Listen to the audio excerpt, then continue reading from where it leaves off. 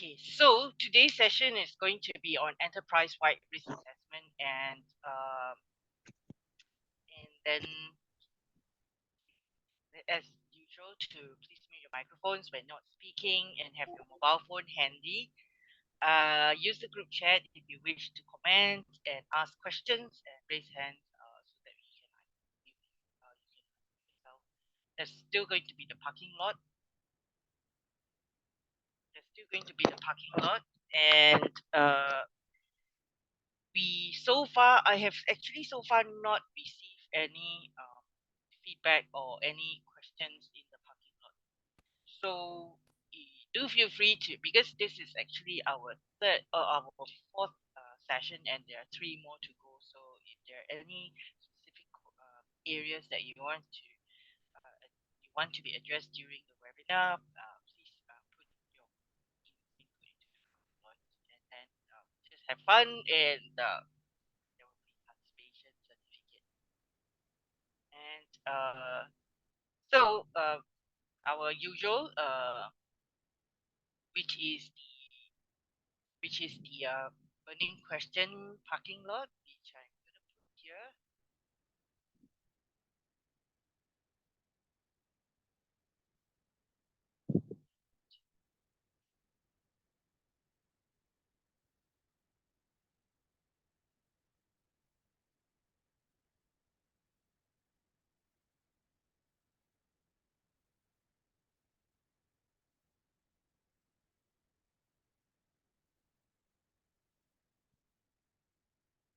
So I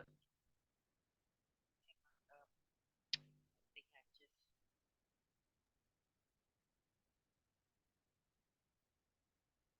Julia, it's really difficult to hear you. I see a message from Kylie as well.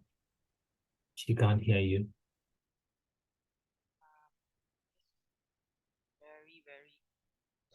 very. You still can't hear me? Can you hear me better now? Yes, a little better this time.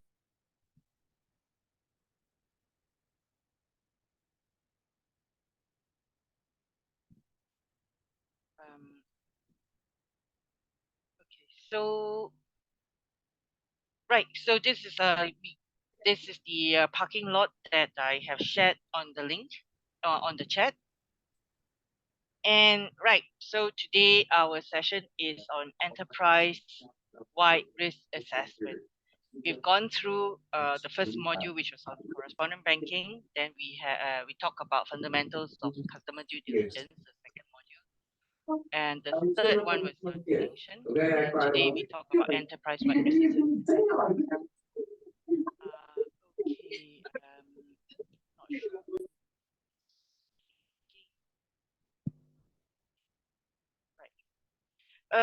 Recap on module 3 is we talk about sanctions and terrorist financing, and the recommendations, FATF recommendations 5, 6, 7, and 8 specifically address that, where the recommendation was that terrorist financing offense be criminalized, and to targeted financial sanctions on terrorism and terrorist financing on proliferation. And also recommendation 8 currently that is going through a review is on non-profit organization and the vulnerability of non-profit organizations being used for terrorist financing. Effective effectiveness, the immediate outcome is something that I feel that is very important, because it's not just about technical compliance, but also about being effective in doing so. And so you can see that there are actually, out of the 11 immediate outcome, there are 3 that are dedicated to terrorist financing and proliferation of financial sanctions.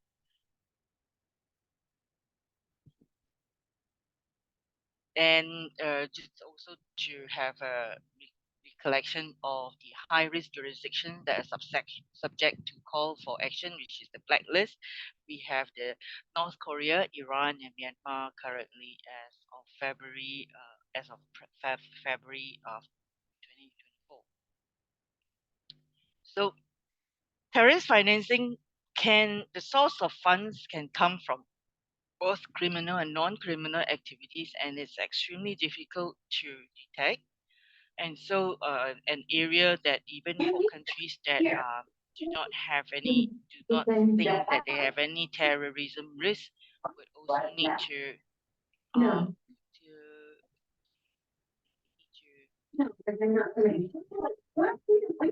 can the person, I'm not able to see who is speaking. Where's Nadine? I have muted. Okay, thank you. So terrorist financing. So terrorist financing is where we just don't know. So it's more difficult to identify really. You did ask that question as well. So generally, whether or not we are in a country where we may have a higher exposure to terrorist risk or not, the financing is something that it may come through to any of the financial institutions, not just in those high risk countries. And also FATF has highlighted about the risk of proliferation financing, which which is the act of providing funds to be used in the whole or in part for the manufacturing and acquisition, possession of any weapons. And the type of sanctions that we have the type of sanctions, the comprehensive ones, by regime, by country, by activity, and it can be in the form of financial sanction, economic trade, or other sanctions. And the restrictions can be imposed against an individual entity or country. It can be by government. It can be by intergovernmental bodies as well, like OFAC and by UN. And OFAC, the practical aspects that we also talked about was about how it is important for us to train our teams and to give them to make them aware of the certain kind of activities or areas. Concern is that they may not be aware about the geographical distance from Iran to the rest of Middle East. So these are some of the practical aspects. And we talk about trade-based money laundering, touched about the red flags, and also the dual use goods. So now today we will talk about risk and about risk management. I'll touch also on the evolution and Chin Yap, or what I used to call Bichin, is she also talked about how it has actually evolved. We were sharing before the session about how it has actually evolved, from the 1990s when we met until today, and how we should balance the risk and control, and also in how an introduction to the risk assessment, the three phases as recommended by Wolfsburg, and also the risk assessment process itself. Right. So okay. So this is a question that I like to ask, and let's do a poll on it. Is that it's almost midnight and the roads are quiet. The traffic light is showing a red man. Would you cross the road, even though it's a red light?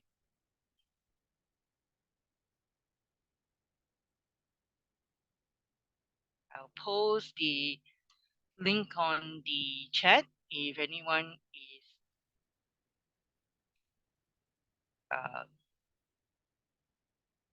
would you cross the road even though it is showing the red light?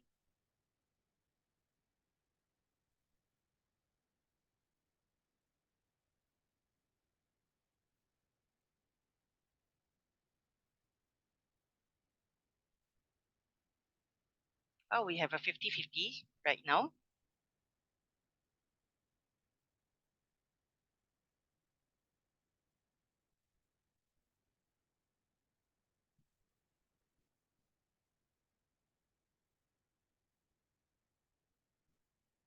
Maybe let me get a show of hands on, okay, not show of hands, but maybe you can put in the chat uh why yes, why no, and I'm curious also about others. I'm guessing for others, it is more about it depends, and I'd like to hear your rationale about it.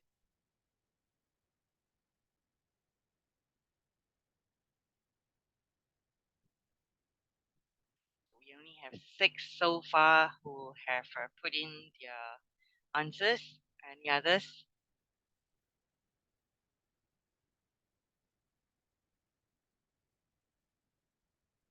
Any others who would be putting in your answers for the poll?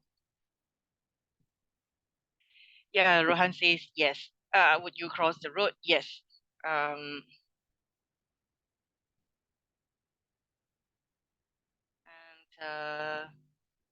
who said no? And why no? I personally felt that I would do it. But, and because it's quiet, and I assume that there would be no cars that are coming by.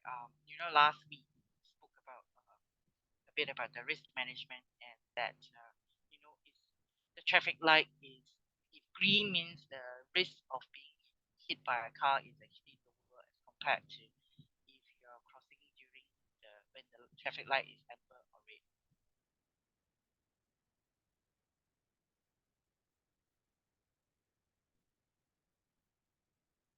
So, okay. So, someone has actually said yes. Oh, sorry. Others. I'm keen to know the thoughts behind others. What are your comments about others? Would you like to unmute yourself, or would you like to type in the chat? Yeah, I mean, there's not quite enough information. I would be inclined to say yes, but I don't know whether there are other people, particularly there are other police. I don't know what the neighborhood looks like. I don't have enough context to say, based on the time of day, the quietness of the roads, and the traffic signal, whether I would or would not cross that road. But I'd be inclined to say, yeah, sure, I would do it because the roads are quiet. But I think it's a trick question. Well, we take calculated risk of that, right? We all take calculated risk. And then one of the things that caused me to say yes was because, hey, what if I wait there for 5 minutes and it's still showing the red band? Maybe the traffic light is wrong, or maybe the we have a faulty traffic light. So there Also, are it kind of like depends. Julia, another one to consider is where you are. If I was in Singapore, perhaps where the law enforcement watches out for people jaywalking, I may not. But if I'm in, say, Apia, I would cross. Yeah, it depends on where we are as well. So then comes another question that I have for you. For those people who said no, not not that many who would say no. Julia, Is yes. So Julia, I say no. okay. The reason is Yes. the reason I say no is because traffic light nowadays have camera. So if I'm saying driving a car, if you just or you are crossing the road, but I'm not sure whether because sometimes I see especially in some of the country the camera also catching those people who cross the road on the red, right? See?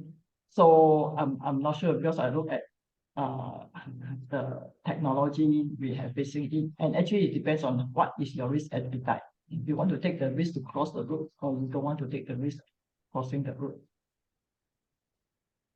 Yeah, that's true. Actually, the risk appetite does play a role in us making decisions whether to cross the road or not. So then comes the next question. Same situation is almost midnight, roads are quiet, and it's showing a red man. Now it's pouring with rain, raining like cats and dogs. Did you change your mind about crossing the road?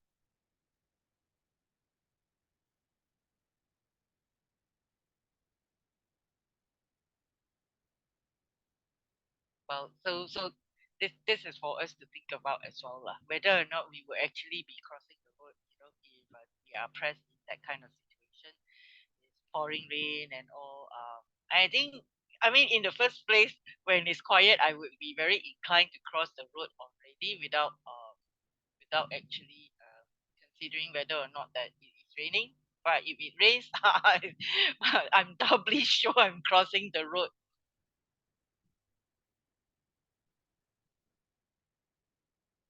So okay, so this is kind of a question to think about our risk appetite, as Chin Yap also mentioned, or Etienne actually also mentioned about it. And so what is risk? This is a very old. This is actually quite an old definition, where in Chinese, risk is wei ji. Wei is actually danger. Ji is opportunity. So when we talk about the risk, we define it as uh, a balance between having risk with opportunity.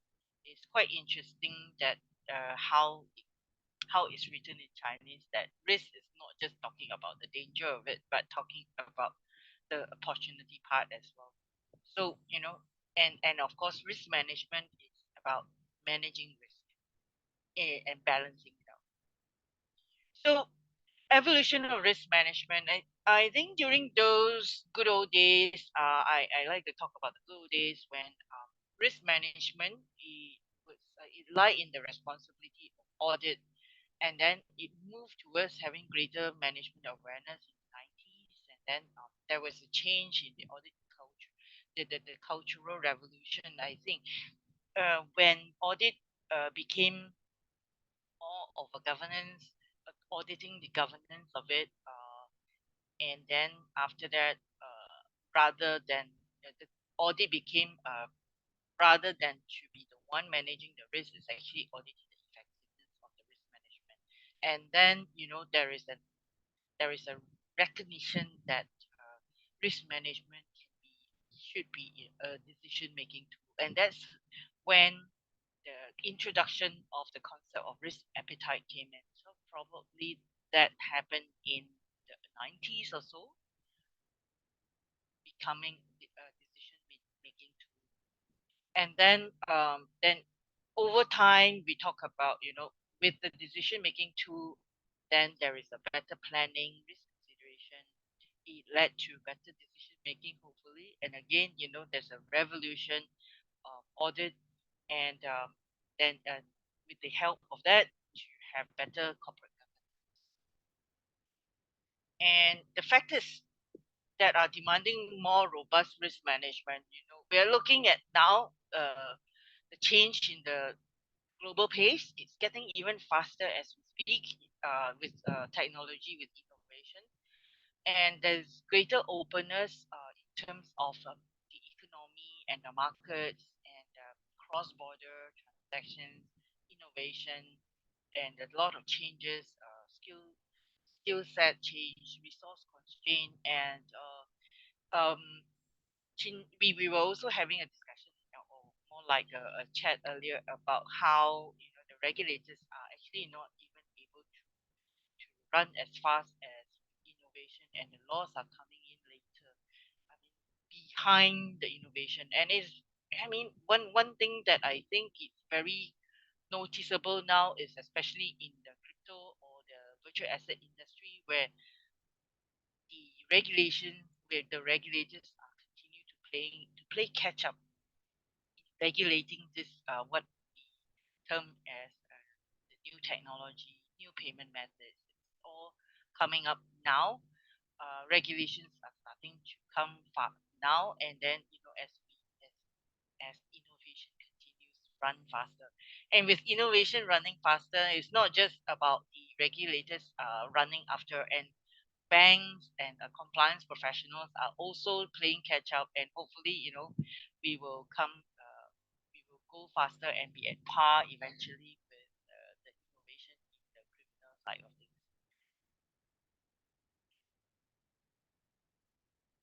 Okay, so while we are on this topic of all the factors that are demanding robust risk management? Is there any other factors apart from what we discussed that are on the top of your mind?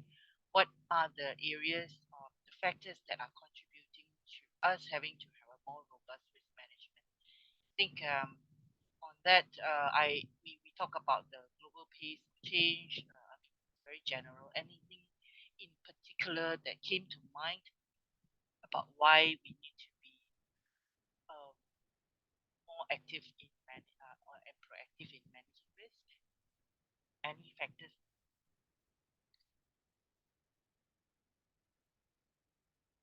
Anyone? Do you have any areas that you want to?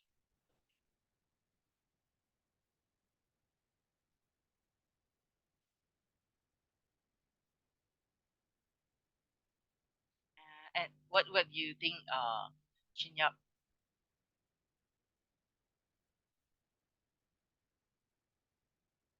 So it's interesting as a background.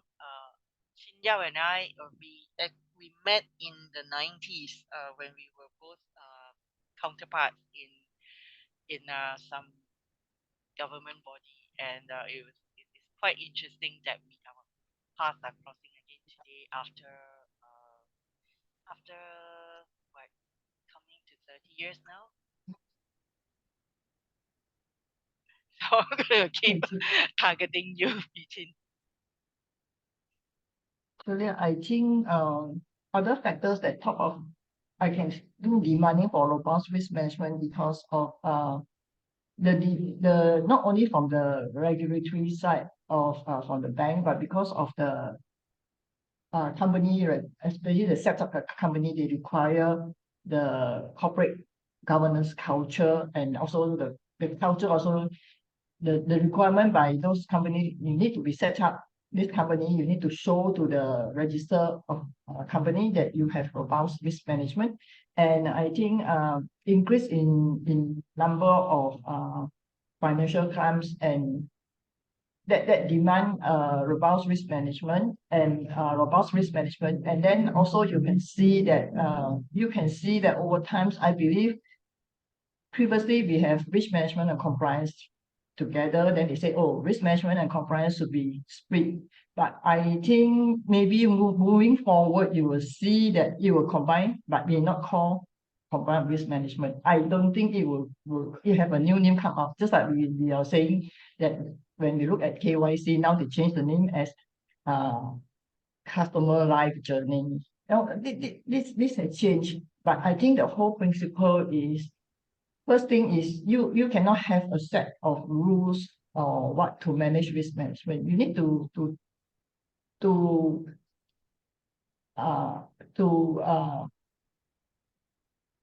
train staff to understand what actually we mean by risk management, because a lot of times that if you ask me, a lot of time when we run risk management, I find that only 50% is actually very effective, because you actually manage the risk you can manage. How about the risk, the rest that you cannot manage, you see? So the risk that you cannot manage is a gap between bad actor and us. So that part, actually, we should look into that. That factor is the one who actually, we should actually, if we are on risk management, you should look into the gaps rather than look at what is your model. This is my view. Yeah, that's true about that. It came to mind a story a mentor told me. It's like okay, now is during the Ramadan, and yeah, we'll talk about the story of the little lamb, where just about maybe 11 months ago, where that little lamb was just growing up and continue to eat and sleep and eat and sleep, and then and it would have thought that by month 11 that it will continue to eat and sleep, and not knowing that by month 12, during Eid itself, it will be slaughtered, right? So it's like it didn't know what it didn't know. It just continued to go on a linear and using the past to predict the future without actually realizing that at some point of time it will actually be slaughtered. So that is the kind of situation that we are in right now, where we cannot use the past to predict the future, or we can use it as a guide, but we cannot safely predict that 12 months down the road we will still be where we are today, because there are so many changes in the environment that will help that. And then therefore that enterprise wide risk management becomes something that is on top of the mind of everybody, so that we are able to manage and to be able to sustain on an ongoing basis. So evolution again from the management view of risk is that from backroom, then it moved into the boardroom. How risk used to be monitored at the low level function of internal auditors, and then now it's moved into the risk monitoring being the CEO's job as well. And it used to be something that risk is seen as a negative, to be negative and to be controlled, and now it's seen as an opportunity. And it used to be managed in silos. Now we are looking at an enterprise-wide fashion. So on enterprise-wide fashion, today what we are going to focus on is the anti-money laundering and counter-terrorist or financing of terrorism risk. From based on the Wolfsburg and based on the FATF, the focus is on AML and CFT rather than the enterprise-wide from the other risks are concerned. The rest of the other risk taxonomies are concerned. We're just going to focus on the AML and the CFT risk. But nevertheless, we are going to look at it not from an organization silo, but from an enterprise-wide perspective as far as AML and sanction and counter-terrorist financing risk are concerned. And then risk used to be very subjective. I remember, again back to good old days where you just kind of like have a gut feel about it. But now we are able to use more scientific method in quantifying risk. And sound risk management talks about the tone from the top. It's about having well-informed board of directors and senior management. And then it talks about having proper control and monitoring. Talks about a lot of risk-based decision making. It's about risk mitigation. It's about having good data management information system, and it has to be enterprise-wide. Everything we talk about is about having enterprise-wide risk assessment. And commercial drivers. Okay. So, Sorry, Julia. yes. Can I go back to the slide you have previously shown? This one? Okay, here I believe that when you have sound risk management, you need to have good communication. Yeah, definitely. Communication is, and in fact, yeah, training and communication has become a key to risk management, sound risk management. Because a lot of times, why I said communication, because a lot of times people didn't know why they do it. They must know, they must ask why they do it, why. Continue asking why, then only you have this risk management culture developed in an enterprise. Or else, most of the times we'll see that people think that risk management is only run by risk, not us. Same as compliance job, not us. Because the communication and training is not actually very clear in the mind of the staff. Yep, that's correct. So, and the commercial drivers for risk management now is actually, as we move towards greater sophistication, in the beginning, it was all about just conformance or rather compliance and prevention. Then we look at how it can actually improve the operations, improve the operating performance, and then after that, it moves towards strategic initiatives. It's about identifying where the risks are and improving the returns through value-based management and to enhance the capital allocation. And this is especially so in the banking environment with Basel III and all. We talk about how we can identify the risk and the return that will commensurate with the risk that we are identifying. So, and then of course, where any financial institution deems an activity or a client segment that is higher risk and the return doesn't generate enough of a return, or rather the return on investment is not enough, is where they may consider to de-risk, and hence we are in the way of de-risking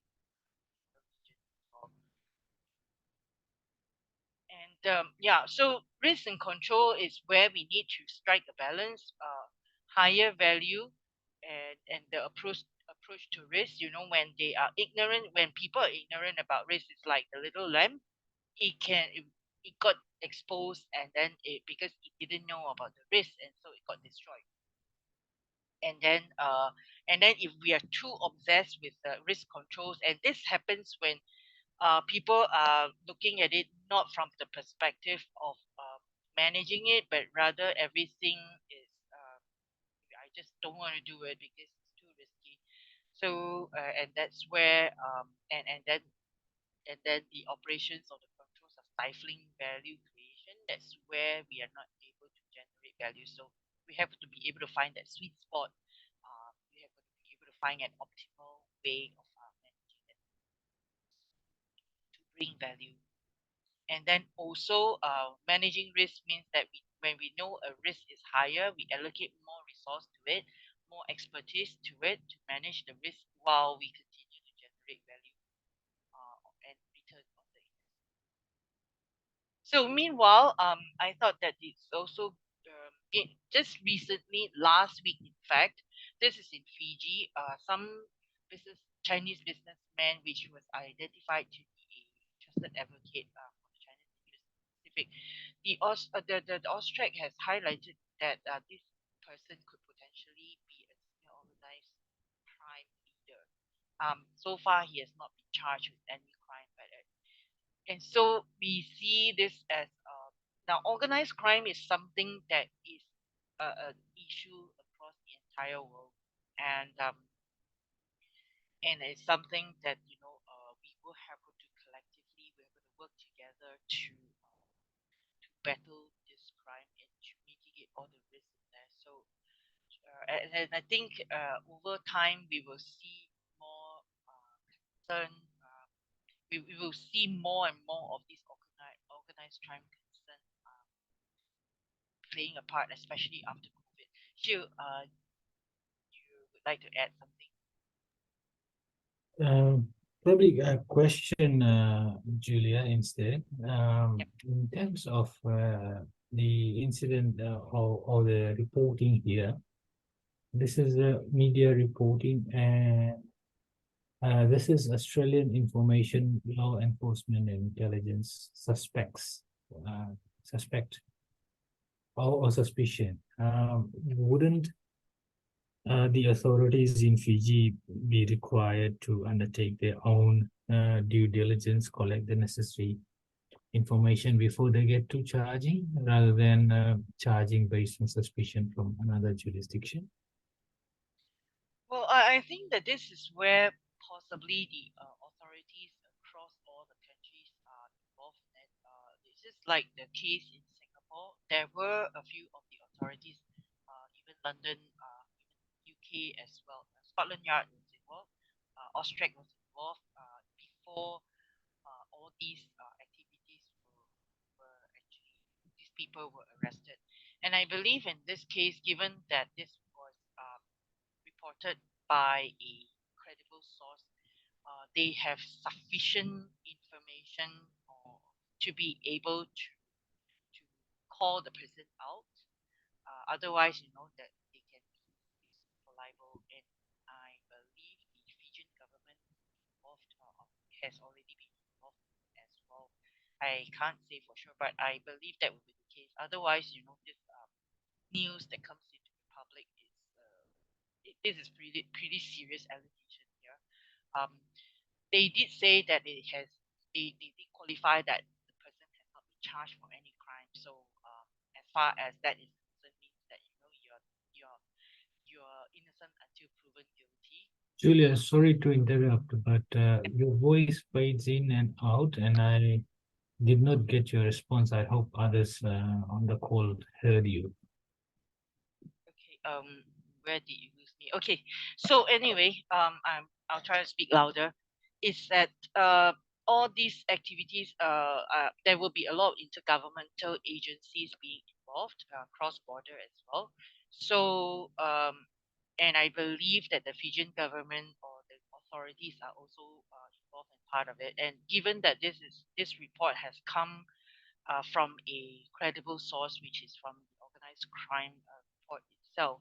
Um, well, of course, there is a qualifying statement here that this person has not been charged for any crime. It's also because he hasn't gone, this case hasn't gone to court, and he wasn't. So as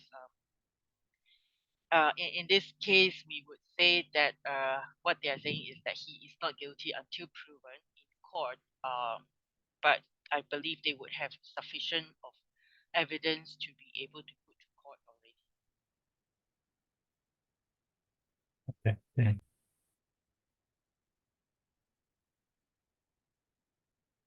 So right, and what we okay, the risk assessment process. The risk assessment process starts with we need to have planning and scoping, and then but then after that, the first stage is actually identification. And here, yes, Bichin, you mentioned also about communication. So everything, all in all, there must be communication in the entire process. So without communication, the whole thing will break down. So we have first stage, identification. Then second stage is we will analyze. Once we have identified all the vulnerabilities and the threats, and then we will analyze the likelihood and whether or not and the consequences of the identified risks. And then after that, assess the quality and then also determine the residual risk. And then we evaluate them based on our risk appetite, and then we will also formulate and prioritize action plan. And then through it all, we will continue to as we continue to work on this, look at risk mitigants. We will monitor, we continue to reassess, we continue to report, and the cycle goes. And, and all in all, communication is extremely important. With otherwise, it's not going to work. So here is how, in more granular or more detail, this is how we talk about the risk assessment process. First, we need to have data. And data is really like the new oil, where we need to make use of every data that we have in our organization, whether it's soft data, whether it is or whether the kind of assets that we have, what kind of storage that we have.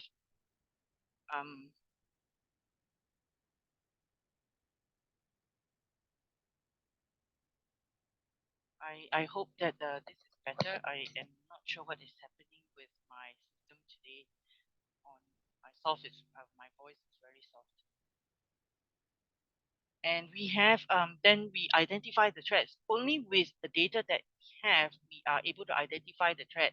And so collecting data, having sufficient data is so important because like we all know that when there is garbage data coming in, there will be garbage data going out. So it's garbage in, garbage out. So then once we have identified the threat, then we see whether or not we each of these threat is we are vulnerable, or we are exposed to the kind of threat that we have identified. And then we look at determining whether what is the likelihood of it. So say for example, I'm in the gold trading industry. I can say that in a situation of a heist can come in, somebody can break open the vault to get the gold out, like the Ocean 11 kind of scenario or drama. uh it can happen, but what is the likelihood of this happening, right? And then when it happens, I mean, in those kind of situations, do I think that it is very highly, or it's rather remote? And we don't want to be spending a lot of energy on these areas where we do not think that that the likelihood is high, or of course the impact is high, but how likely it is. And then when we have determined the impact, we determine the risk score. So there is what we normally would have a risk scoring, which is also something that the Wolfsburg has recommended as well, which we will go through. And then we look at the score, and then we look at the risk appetite. Is it something that is within our risk appetite? Whether if it's below the acceptable risk, do we want to just get we call it risk avoidance. So it's a risk treatment. Whether or not we want to avoid the risk means that we de-risk it totally, or we can manage it, or we can accept the risk. And then we look at how we can do the risk management, how we mitigate some of the risks, and implement controls, put them in place so that we can manage it within our risk appetite. And then after that, document and control and continue to monitor it on a periodic basis. So this cycle will continue as long as we are maintaining the business.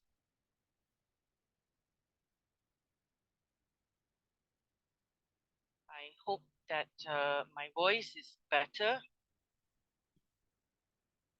Okay, so this when it comes to the phases in risk management, it is where financial crime risk assessment being the first step in managing the risk. So there are three phases that are actually, not to say recommended, but it was provided a three-phase approach where we look at first identifying the inherent risks that are existing in that particular business.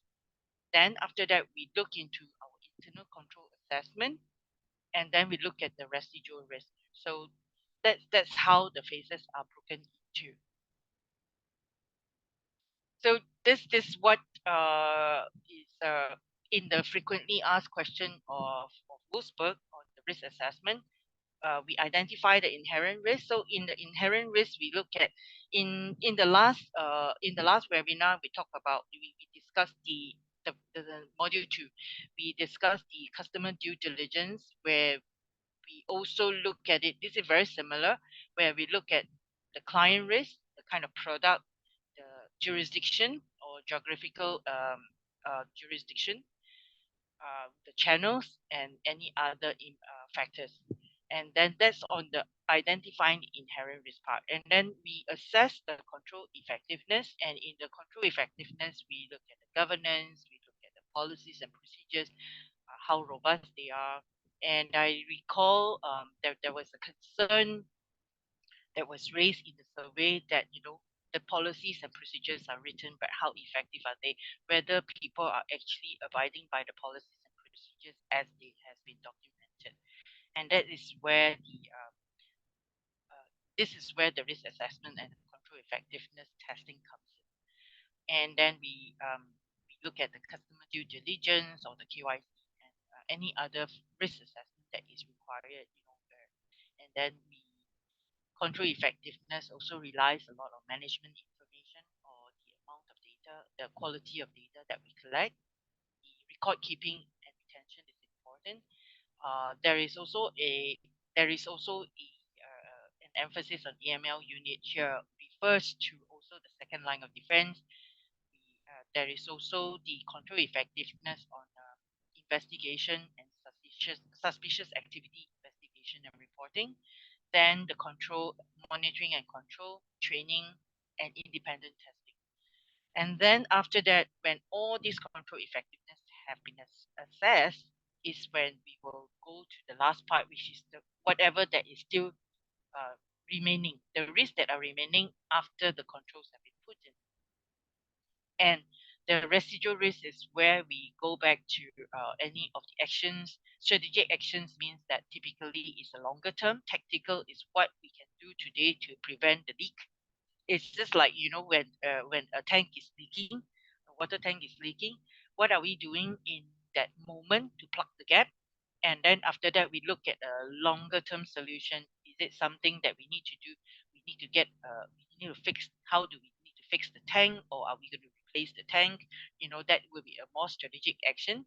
And all of this will be driven by the risk appetite of an organization, whether or not they think that this is, do we want to maintain the tank? In fact, do we need the tank? If we don't need the tank, maybe we will just, do away with the tank.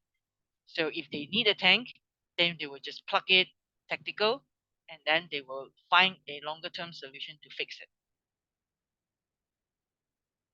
So now we come into the process proper, which is on looking at the inherent risk. Inherent risk basically is what is present in a particular business minus the controls. If controls are not put in place, and there's no control environment put in place, that is the risk as it stands. It would be very much depending on the kind of clients, depending on the product, geography, channels, and other qualitative risk factors. So when we look at the how a risk management assessment is being structured, it really depends on the organization, because some organizations that are smaller ones, they might look at it from a perspective of in its entirety, even by functions.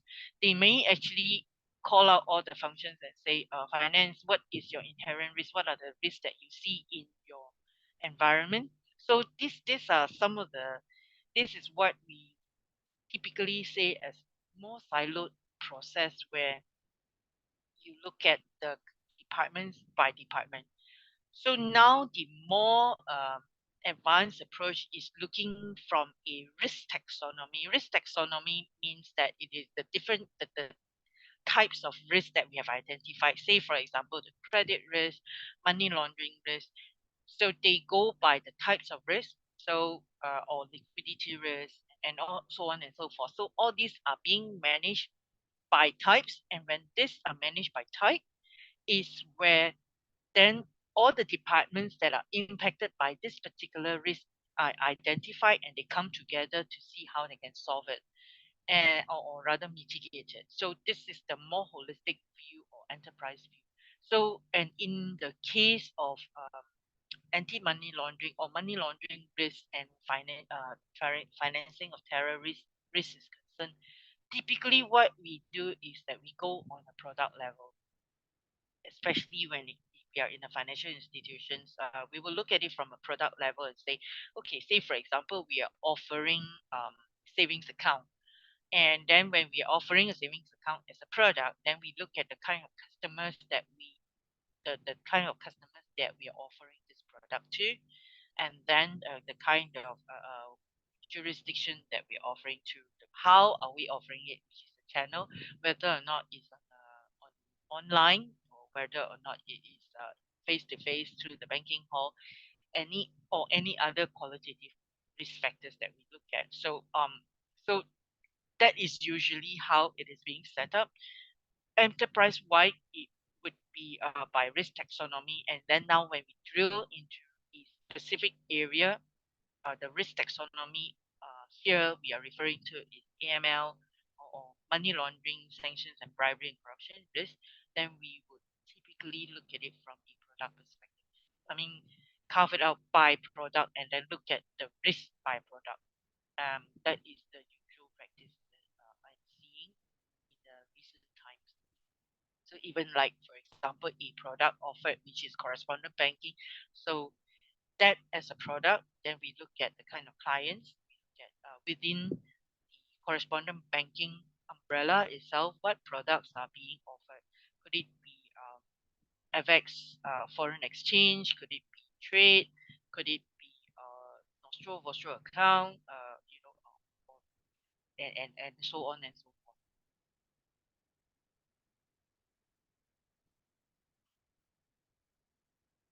And so then the rating is also it will be very dependent on the kind of data that is available within the assessment and in the internal system.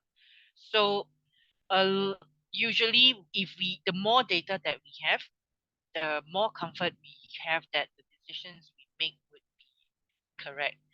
then the less that information that we have available to us, then we would be able to make I don't think that we will be able to make the decision based on very when there's insufficient information. Just like when we were asked, we had the exercise earlier about crossing the road in the middle of the night.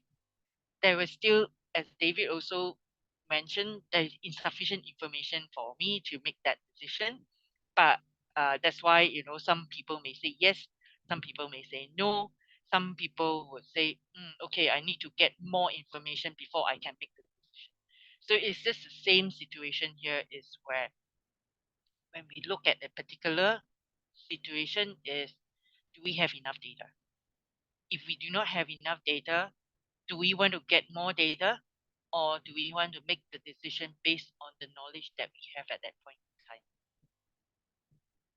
So then when it comes to this, right, making that decision at that point in time is when documentation and communication is extremely important, because we cannot be faulted, or unless we are negligent, there could be more ways to collect more data. If we make the data based on the knowledge that we have at that point in time, with so that documentation is so important, making sure that how we have justified our decision using the data that we have.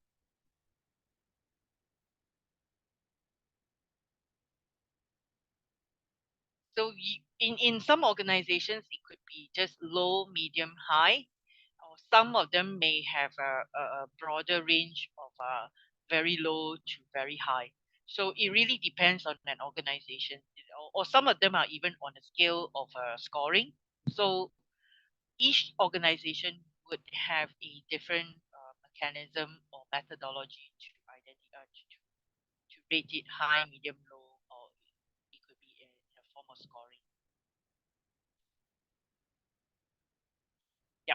So that's where this is something that was an example that was provided by Wolfsburg. So the inherent factors is, as highlighted, is that channels, the client, country, product, and then within that, we also look at the inherent weighting, depending on the depending on the organization.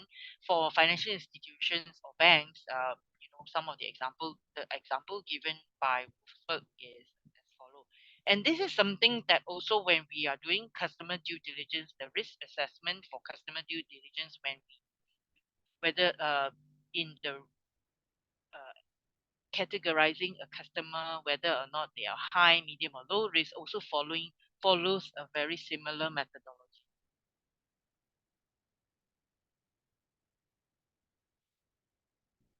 And we have the second phase is about internal control assessment.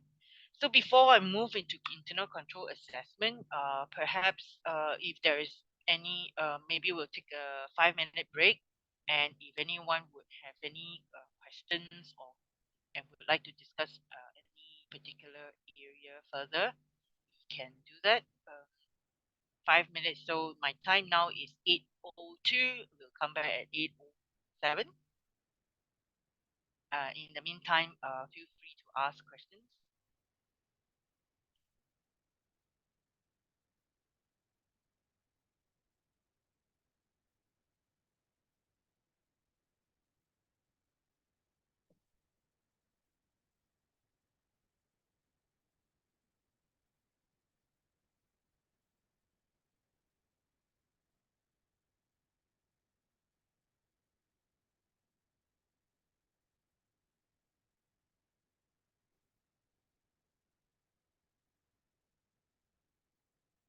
Any questions so far?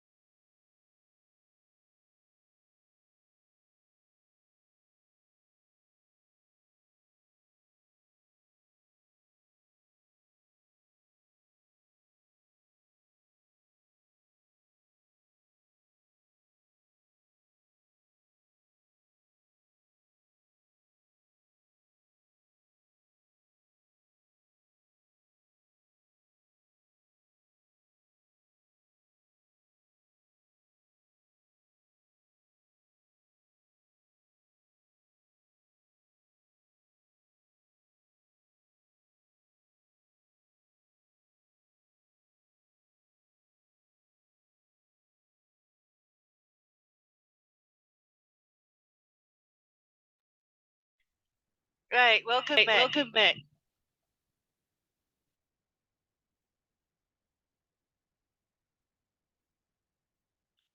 Is everyone back? Let's continue. I wanted to touch on phase 2, which is on internal control assessment. And there was a question again. I repeat the question, which was from the survey, is that how do we know that the procedures, policies, and procedures that we wrote is effective, or people are doing what they say they are doing. So this is where the internal control comes in. I quote this from the COSO, which is the Committee of Sponsoring Organizations, on the components of internal control. So first, the component of internal control would need to have a control environment for it to sit on as a foundation. And then from there, we have the risk assessment itself. The control environment is the overall piece. And then we have the risk assessment. We have the control activities. See, again here, information and communication is a very important component as far as internal control component is concerned. So you see, internal control is not just about all the hard stuff. It's also about communication. And then the next is on the monitoring activity. The monitoring activity is what we would look at in terms of how we can ensure that what is written is being followed. We are doing what we are saying we are doing. In fact, it's just not about doing what we write that we are doing, but also to continue to improve on the processes, because the environment is changing. So we need to continue to review our controls to make sure that they are still relevant, they are still fit for purpose. Even our tools, if the systems need to be changed or the systems need to be upgraded, we will just have to do that. Otherwise, we will not be effective. And on that is where we will have the different types. It could be at organization level, then it would be at the division or the functional level. Then we will have by each unit level, and then we will break it down into smaller functions or roles and responsibility of individuals. Then on top of that, it is a multifaceted approach. I'll say is that then we will have the operational part of it, then we will have the reporting, and we will have the compliance piece. So when we talk about compliance here, it's not referring to compliance as a function, or rather compliance as a department or a role. Here we are referring to compliance as a whole, compliance to the policies and procedures, compliance to the regulations, and that's what is meant by the compliance part of it, not as a function.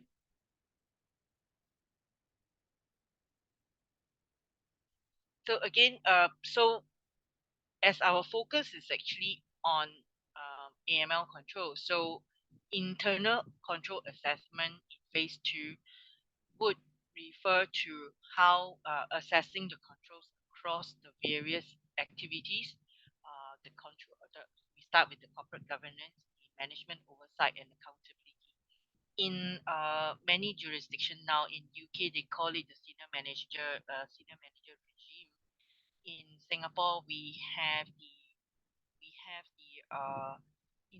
individual accountability guidelines for financial institutions, and I believe in Malaysia and many parts of the world, we also have the code of corporate governance, as well as putting the accountability of internal controls on the management.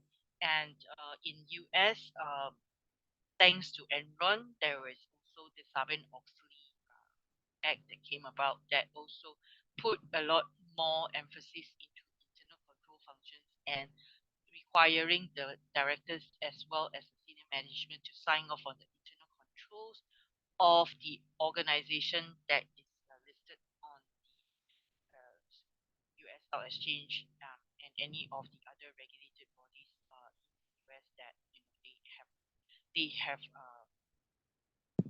have good internal controls that would prevent prevent the misrepresentation of financial statements. So that's how that is the overarching piece where we get everyone to sign off and say that they are accountable and they acknowledge that they're accountable and they're responsible for the effectiveness of it.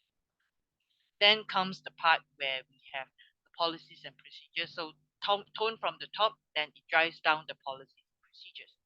Next is one of the important element is that on onboarding and on periodic review, we talk about knowing our customers, customer due diligence and enhanced due diligence where needed on the risk-based approach.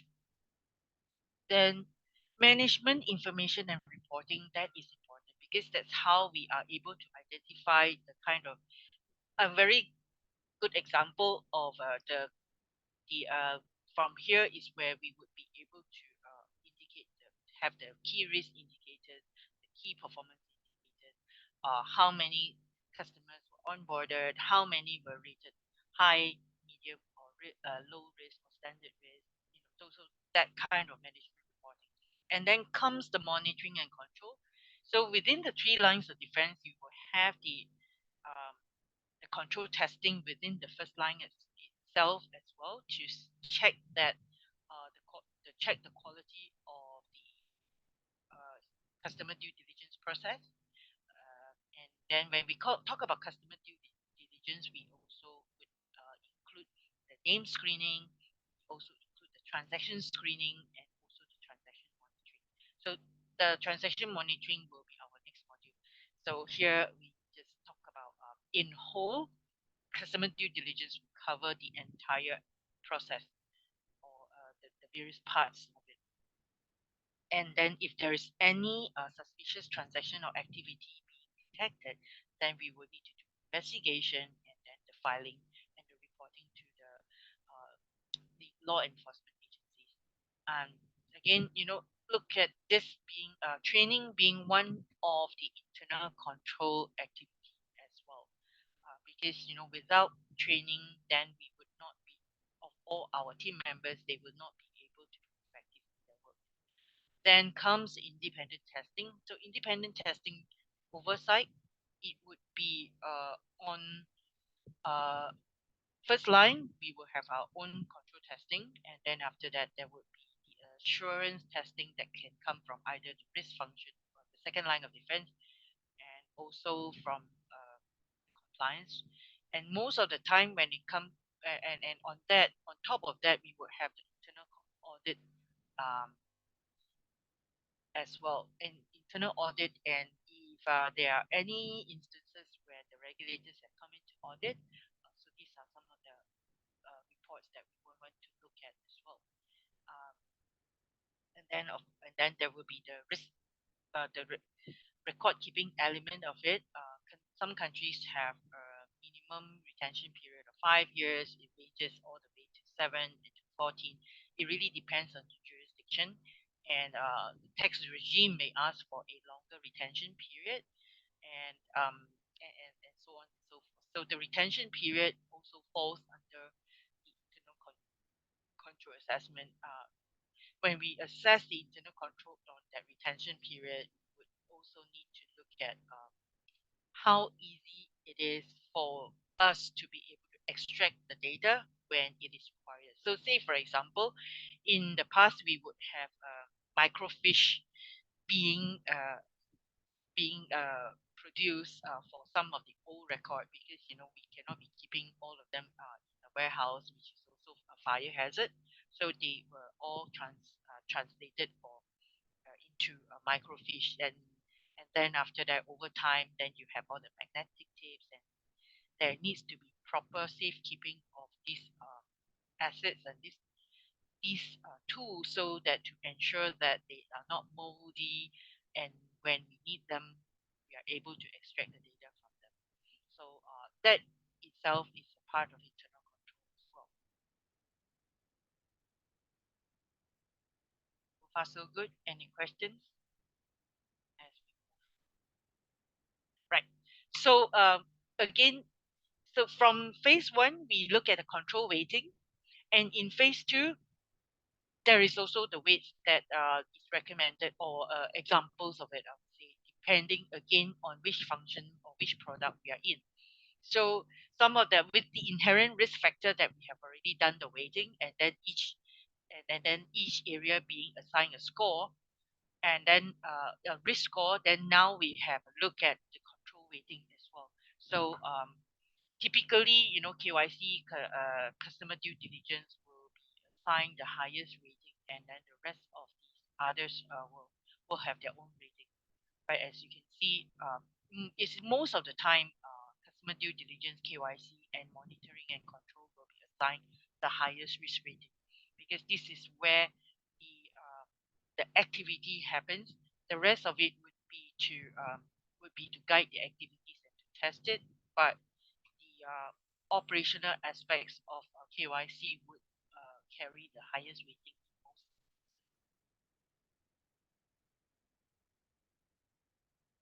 And then next is our last phase, but not least, is when you have identified the inherent risk, and then after that, you would have the control environment that mitigate the risk.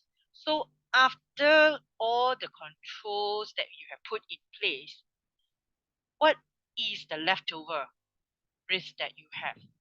So when you have this risk that is left over, is where we would want to see whether what kind of treatment that you would need to allocate to this particular activity.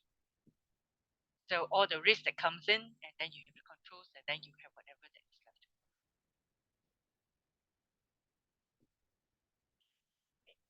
Typically, a risk assessment matrix looks like this. You have the inherent risk, and then you have the effectiveness of control. Then you come up with all these rating. So in this particular sheet, you see that it has a five. It's a 5-tier one, where you have the low risk, you have the high risk. So in total, you will have basically a 5-tier. So as I mentioned earlier, that there are companies that may be looking at it from a 3-tier perspective, and so all this scoring that we have allocated is whatever the scores are, it will flow into a matrix like this. So inherent risk, and then effectiveness of control, the scoring, you will arrive at something along this line, the total score. And then comes the reporting and communicating of results, and this is extremely important. Is where while we are talking about reporting the risk assessment, it has then got to be communicated appropriately to the stakeholders. And typically, who is the one who is conducting all these activities? A lot of times, the risk assessment would be facilitated by a risk function, or could it be the risk management function, could it be by the compliance function. And then because this particular process of risk assessment, it is very holistic, and it has to be across all the functions that is contributing to the product. So some of the stakeholders would be to the compliance risk and audit department, to the business department as well. And so, okay, so just imagine this. You walk through a particular area, say, for example, savings product, right? So it would start from, if it's a bank that has a banking branch. So starting from that, within the branch itself, they may look at it and say, okay, so when a customer walks in, and this is how we open the account, and then test out the process, whether or not the process is effective for us to be able to identify risk or be able to mitigate.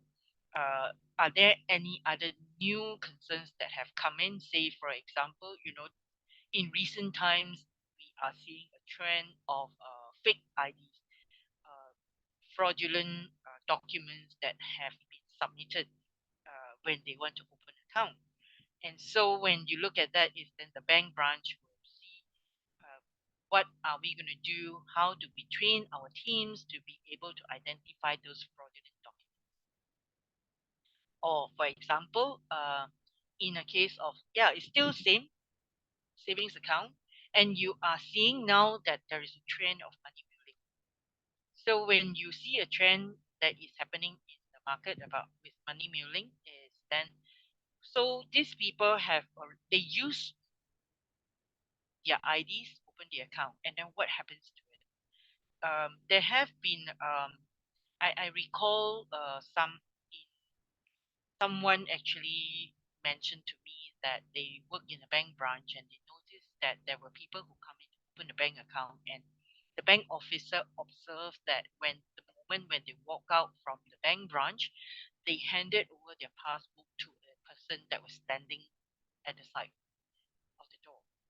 So these are some of the or rather, these are some of the areas that we need to be able to train our teams to look out for. It is not just about the documentation, it's about the behavior of the customers. So it's very easy for us to just look at the documents. Yes, pass, tick, all done, right? But what about the activities that happen after the accounts are open? And then and this is where there is a branch, and so the bank branch officers are able to do those kind of observation. What if it is now we have the fintechs, we have all these new payment methods that have come in and being introduced constantly, innovation, and then we ask the question of, but we don't have a bank branch anymore. And when we don't have a bank branch anymore, we can't even observe those activities of an ATM card being passed, or a savings account passbook being passed to a third party to use the account for any particular purpose. So how do we therefore, be able to identify those risks? So while the product may be very similar, but the channels have changed, the methods of onboarding have changed, and therefore the risk profile has migrated to something else. So which is why the risk assessment has to be a continuous process rather than to have it being, once you have drafted and that's it, this is how we do it. It has to continue to evolve with the requirements of the business, and therefore it is important for us to be able to actually engage with the business functions and say, okay, so because in the second line of defense, we will not be able to see what is happening in the front end, but and then also having that constant communication, working together with the business is where we would be able to work together to identify those kind of risks. And because a lot of times the risk and compliance function will be the ones getting a lot of reports about the various new typologies that have come in on money laundering, fraud, or any of these things, and the new tools that have come in, to actually implement that together. And so, to me, it's important that this communication reporting cycle, it is a cycle. It doesn't stop. It is, and then we just continue to look at how the products have evolved, the business has evolved over time, and even the customer behavior has evolved over time. And when we are able to identify those concerns, is how we are going to be able to mitigate the risk. So, and then when we talk about, say, just from a correspondent banking perspective, from a correspondent bank perspective, is where when we see we have the inherent risk, we've identified all the categories, all the inherent risks from the client perspective, from the product that we offer, or from the jurisdiction that we are in, and all that. And then after that, we will need to have those monitoring activities in place, the tools that are put in place to identify whether there's any nesting activities that are happening.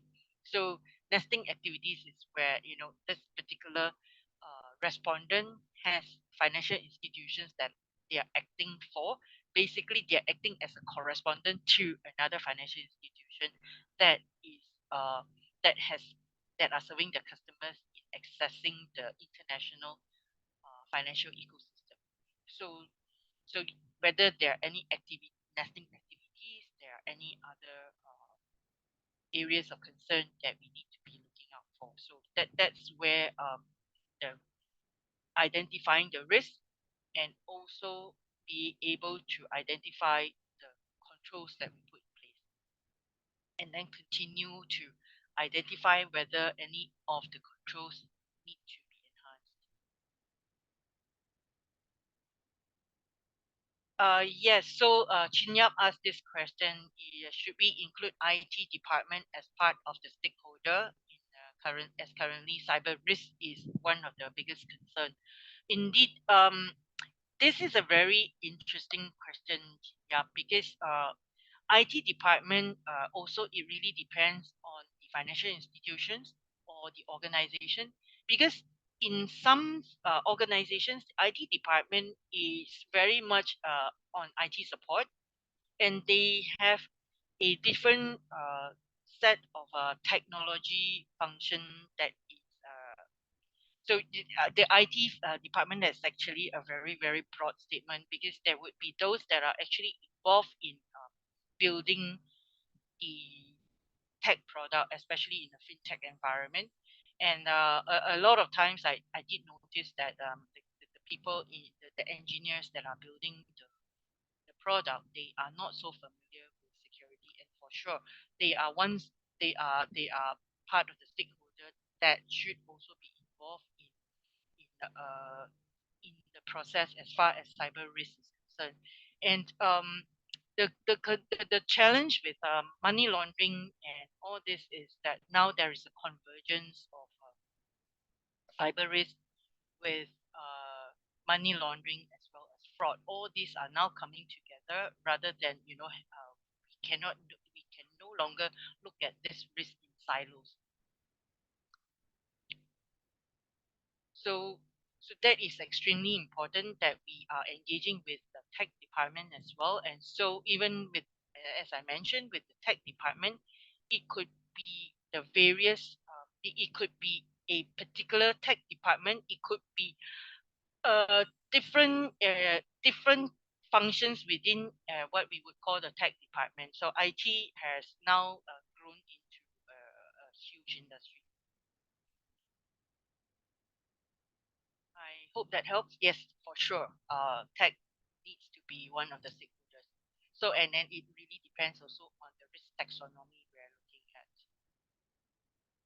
And to me, it's also good to have tech in any of our AML discussion, because sometimes, when we are saying, hey, we have an issue with the control, we can actually, I mean, our tech team may actually have a solution for us. They might say, oh, okay, I can rewrite the coding in such a way so that we are able to identify certain risks, or we are able to mitigate certain risks. We can have a stopgap, we can or a kill switch. For example, now I'm actually putting the money laundering together with the fraud. So now there is a huge concern with fraud and scam that is happening, and a lot of financial institutions have started to implement kill switch, where the customer is able to, uh, the moment when they identify a customer say, hey, I think I may be a victim of fraud, and when he sees the money going out or something, he can actually in on the system be able to implement, or rather institute, kill switch. So these are all some of the technology that are available to us, and that is where IT is able to help. Not so much just on supporting us on uh, how to do cyber risk prevention, phishing, and all that, but also on the back end to be able to implement some of these control activities. So far, so good. Yep. Then in every of the process, we need to record record the assessment, the identification and mitigation. Usually, we, as far as the regulators are concerned, they will say periodic. I don't think any regulators have been prescriptive. Some may have been. They will say me at a minimum, uh, one exercise like this every 2 years. Some may say some along this line, but typically, I would say that, while the regulators are saying that you do it minimum once every 2 years, we don't want to leave it to the regulators. We ourselves need to be proactive as well. Um, when do we want to start an exercise like this? Potentially when there is a change in the product, change in the way that we do the onboarding, new areas of money laundering being observed, uh, new areas of technology implementation of systems. So in case there's a change in the product, even not just about change in product, but um, because especially with the new with all this pace of change in and innovation, a lot of times I am seeing that organizations actually do a risk assessment or an enterprise risk assessment by product.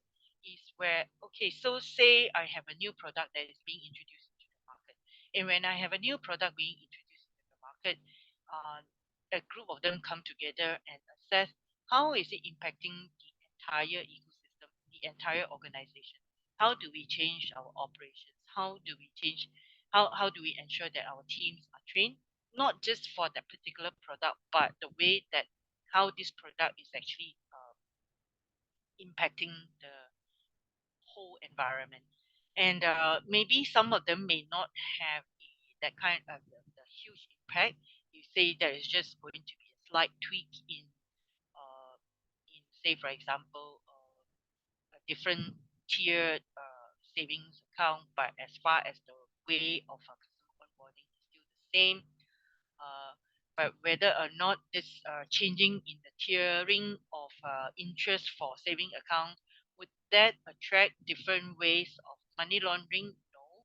So, and then whether or not uh, there's a change in this, whether any change in the technology might have an impact. So all these are being assessed continuously, and a lot of the larger organizations, we can see this exercise being run actually more like a continuous, especially because there continues to be an innovation of new product that keep happening, uh, and I also observed that when there is an introduction of new products into the market, before that happens, banks typically they have a new product governance process. So the new product governance will have a lot of all these stakeholders who are impacted being involved in reviewing the product and also signing off before it can be rolled out into the market.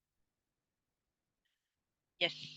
Um, Chin Yap also asked this question: should we consider as and when there is new or revised guideline in EML by regulators, reassessment should be done? For sure, because when there are new guidelines being rolled out by the regulators, that's for sure the reassessment needs to be done. In fact, I recall the one biggest change in the entire industry was when bribery the bribery and the bribery act, the UK bribery act was introduced way back in the 2010, I think. And this was actually huge for global. It had a global impact, and we need to be able to conduct gap analysis based on the rules that have been put up. Do a gap analysis on where we are. Are we do we need to put further controls in place? So yes, and that is in a way also an enterprise-wide risk assessment. I mean, this is a pre-implementation of a new regulation or new technology, and where we would also need to look into further risk identification, and if there is gap being identified, whether how do we mitigate those risks that we have identified. One example with the bribery and corruption risk was there was an introduction of the terminology of public officials, entertainment of public officials, and then that came a question of how do we define public official, and then at that time I was actually in Middle East, and we realized that there are different jurisdictions within Middle East, or in fact around the world, have different interpretation of public official.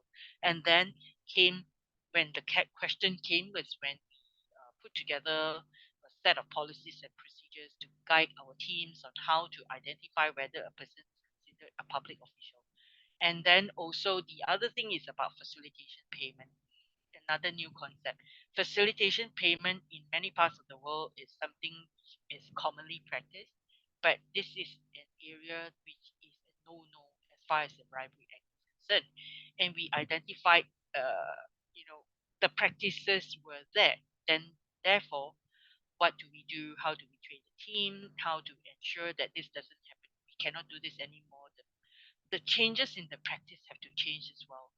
And so there are a lot of all these requirements that will change because of the changes in the regulations. And also, I think on that note, as far as the changes in regulations are concerned, again, it really depends on how advanced or how proactive, or how much barriers there are in terms of making any change or any rules or implementing any new rules.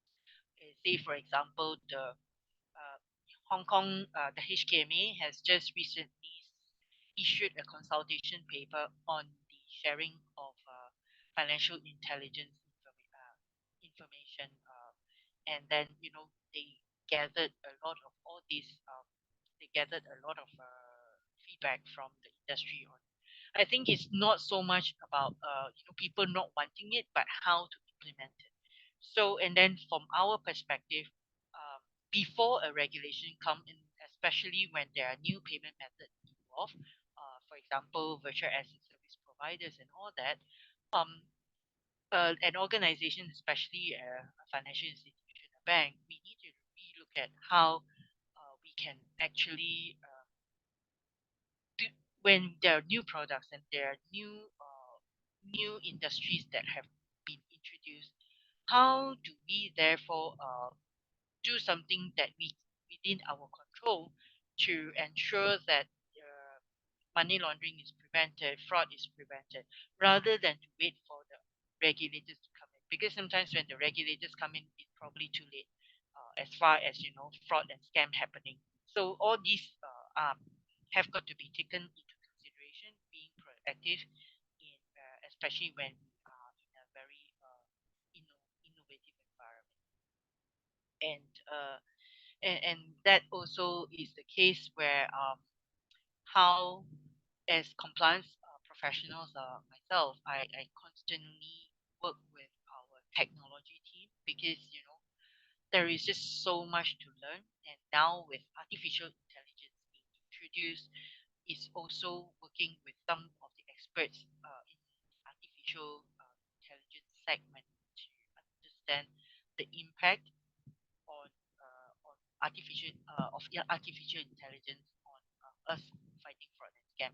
One is to look at the new typologies that are being introduced, the new risk areas that are being introduced because of artificial intelligence, and also on the other side is looking at how we can make good use of artificial intelligence, helping us to mitigate those risks that have been introduced, either from artificial intelligence or from other areas. I mean, artificial intelligence can help us in various ways as well. One is that it helps us to be able to streamline some of the processes. It is able to, in the past where we will have to look through the entire sheet of database or the transaction data to identify whether or not there are red flags. Now with artificial intelligence, it can flag out much faster, and don't have to eyeball millions of rows of data, but we make use of artificial intelligence set all the rules in there to help us to make it easier and faster as well. Things do get faster and easier with artificial intelligence. Of course, the flip side of it is that the bad guys are also using artificial intelligence, and this is where we need to be able to run faster and then not wait for the regulators to tell us what to do.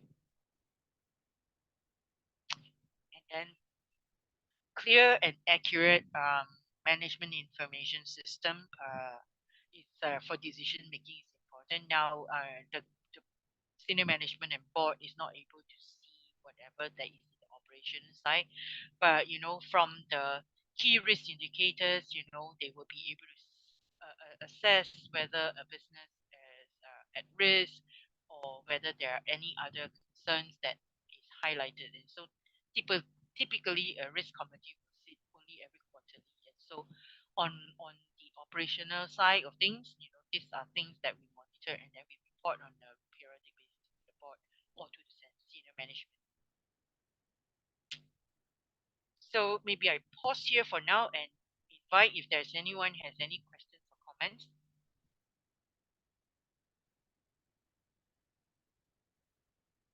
So far, so good. And I think I wanted to also highlight this part where I also want to highlight this part where when we have when we have a new segment coming in to assess whether we have the capability of accepting that business.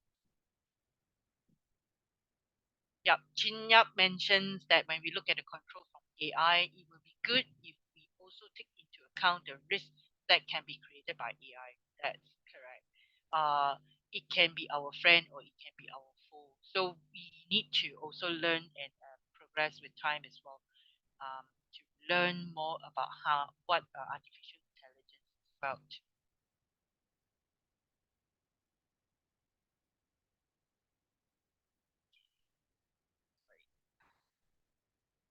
Yep. So yep. So yes, Shu. Julia, just would be keen to hear some thoughts about the potential sharing of information between financial institutions, due diligence information. Would there be more appetite between institutions to share sort of due diligence information on customers, and that would sort of help in reduction of risks within a particular jurisdiction? Yes, Shu is a really pertinent question. This is an area where there have been various initiatives that have come up to try to put this in place where some institutions call them KYC utility. Okay, there are two parts to it. One is more from a commercial aspect because the commercial aspect is that a lot of the banking and the bigger financial institutions, they are really concerned about sharing all this information because it may have an impact on their business, and a lot of their trade secrets may be exploited. So that is from a business aspect of it. The other concern is on data privacy. The data privacy right now, a lot of, I mean, basically each jurisdiction has their personal data protection regime, and GDPR, the Europe one, is by far the most stringent. And because of that, it is a conflict between, data privacy and concern, as well as whether or not we should be sharing all these customer due diligence information. And so and also on top of that, because when you have this particular utility tool or database, now there is a concern of cyber security as well. And so there are a lot of practical aspects of it in terms of sharing. Hence right now a lot of regulators around the world are looking at sharing only where there are suspicious activities. So in Hong Kong, as I mentioned, they have the HKMA had this has this consult paper that has just closed on the 31st of March, actually.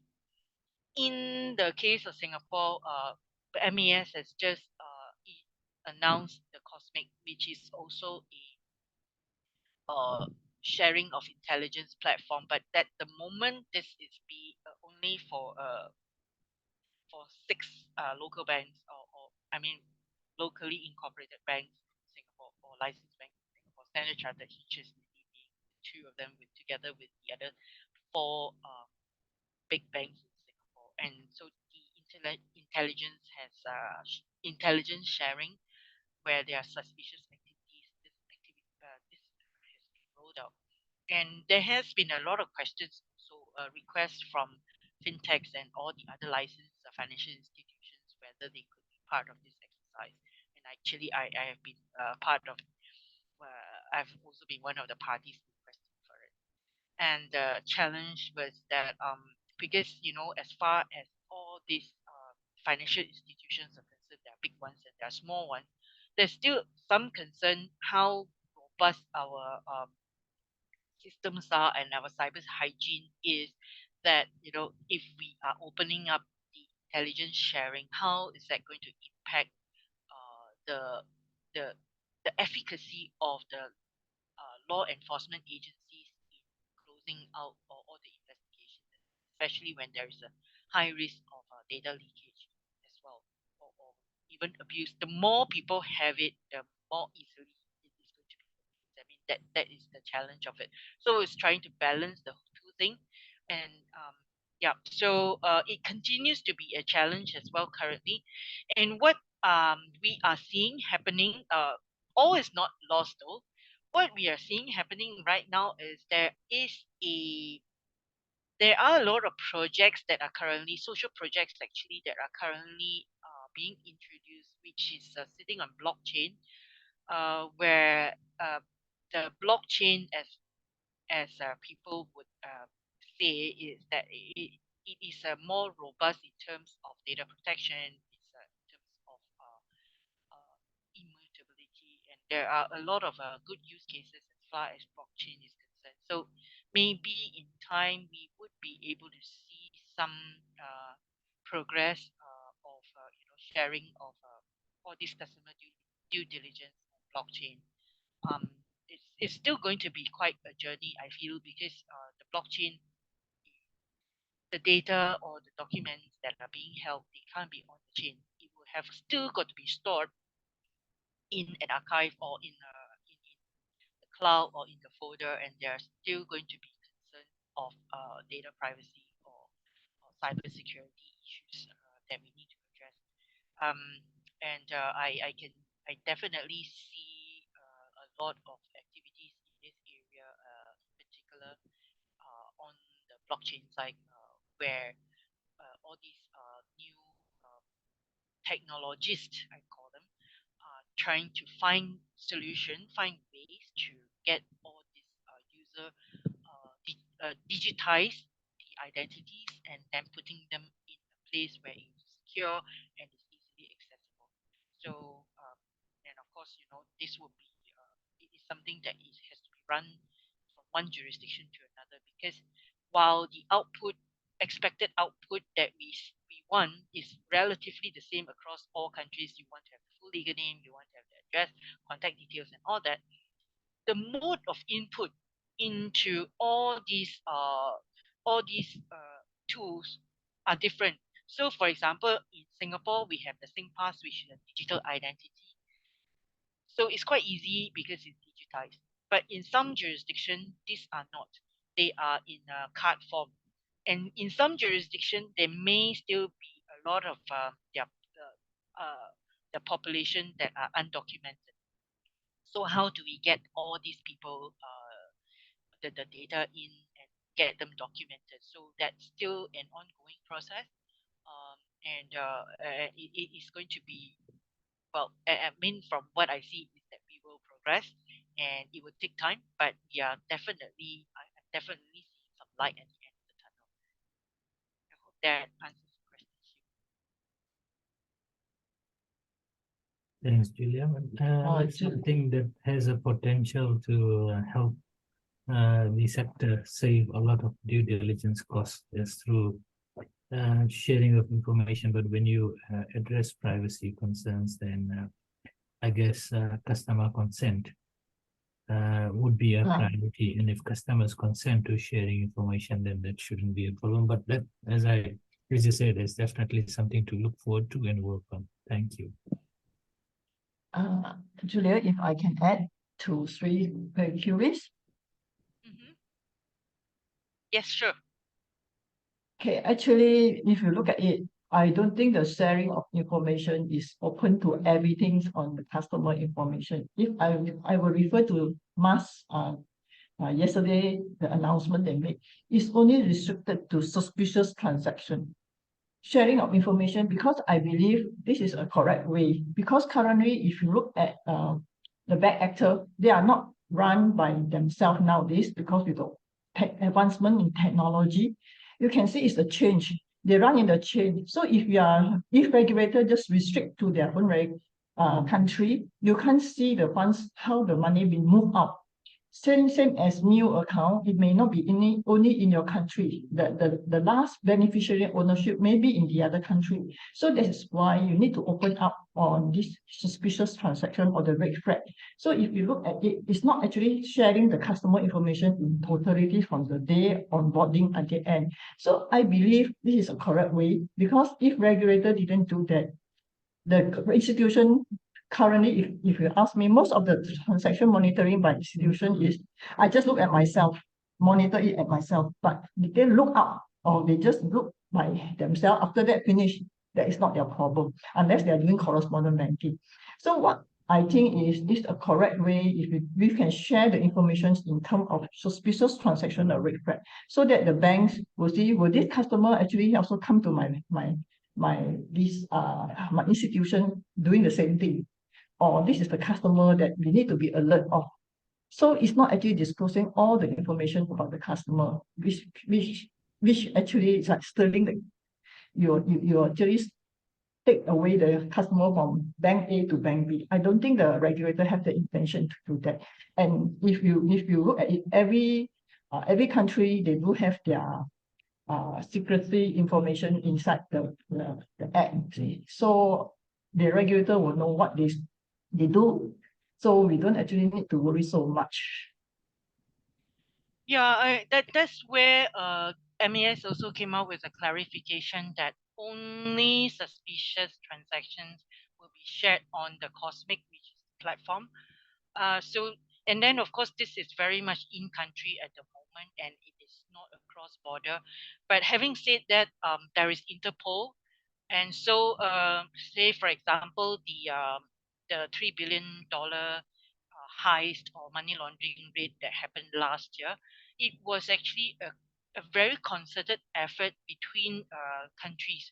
So Australia, Hong Kong, Singapore, Malaysia, even is basically when they have the intel, and that's where the financial intelligence units of each of the country come together. So that's where the ICMON group is, where all the financial institution financial intelligence units come together and share information. I think at that level is when it's quite firm up. So within the country itself, the banks will only be having because I mean there are also cross-border concerns as well, because there are certain countries that have very strict cross-border restrictions, so you can't share those information. So within the country there will be, but all these suspicious activity reports that the FIU or the financial intelligence unit receive, this is the one that they will share at the broader level, by virtue of their membership with the ICMON.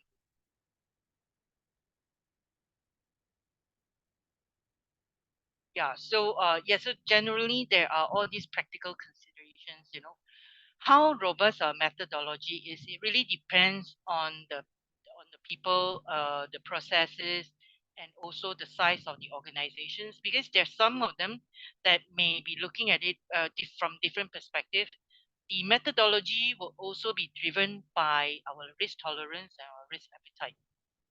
because you know, and how what the board of directors want to see, and then of course, you know, governance, the responsibility for approval process and all that have got to be would have got to be taken into consideration.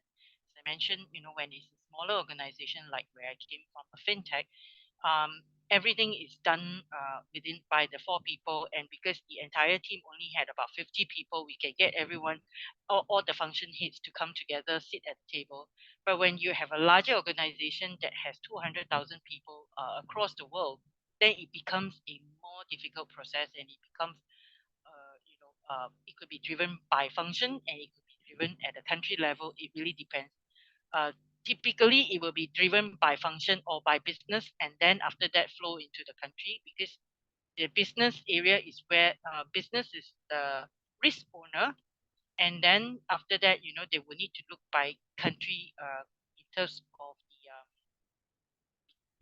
of the business risk within the country itself. So there are a lot of all these considerations when it comes to building a methodology.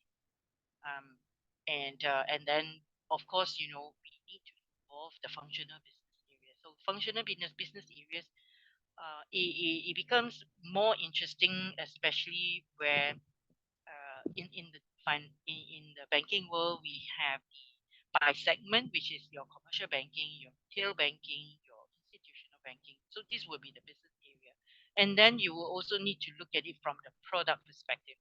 So within retail banking, you would have, okay, just talking about loan in general. You offer loans to retail, you offer loan to corporate, you offer loan to institutional, such that in the small SME, small medium enterprises and all. So you one is you will involve it is a is a loan product, but each of these segments will have a different risk profile. So then that's why it's important for the when it comes to managing the risk, it has to be cross function, it has to be at the product level as well. And especially then comes the other issue that we have is actually on data. uh, Data is really, really critical, and we can see, especially for the older or those financial institutions that have been around for over 100 years, and you have a lot of legacy systems and legacy data issue.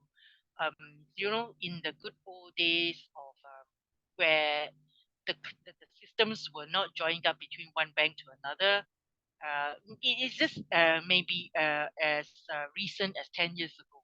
So the bank branches may not have the systems all connected. And so you would have, you know, especially when you have a balance scorecard for the relationship managers, that the balance scorecard or the key performance index of a relationship manager is how many accounts you open in a month. And then you will have this particular customer that opens an account in branch A, and then he goes to branch B because they are not connected. Or they could be connected, but okay, they are connected, but you can see that this customer will open account with the name ABC in branch A, and because the system says you cannot open you cannot have the same name, then in the next branch they will have AB.C. So you know, that's where it is just as simple as a human error or human behavior that is causing a lot of all these legacy data issues as well. So of course, in the new system, you are able to identify that ABC is equal to AB.C, or rather at least flag out and say, hey, are these two actually the same? Are we having a duplicate?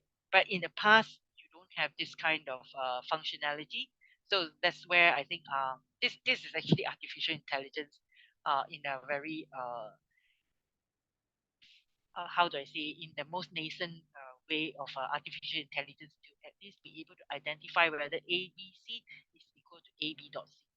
So so now we are slowly identifying all these kind of data issues, and if a system in the past had never been able to support a particular business activity, but the business had still gone ahead to do the business activity, but the system was not able to support, is where you will have a host of issues in terms of data quality as well. So these are some of the practical challenges when it comes to doing risk assessment, whether we even have the accurate data to do it. And then, of course, we talk about even this is the tool here is referring to not the system, and it's also about the tools that we use in conducting the risk assessment. Okay, so just something to think as we close is, how do we rate our risk, and how effective do we think we are? And these are I just flashback the preliminary survey on some of the top concerns and what we have closed so far. And over the next few modules, I hope that we will be discussing some of the areas that I've not put a mark against them. And so questions, and again, back to whether or not you have questions, and you can still put them into the parking lot, and then as we close.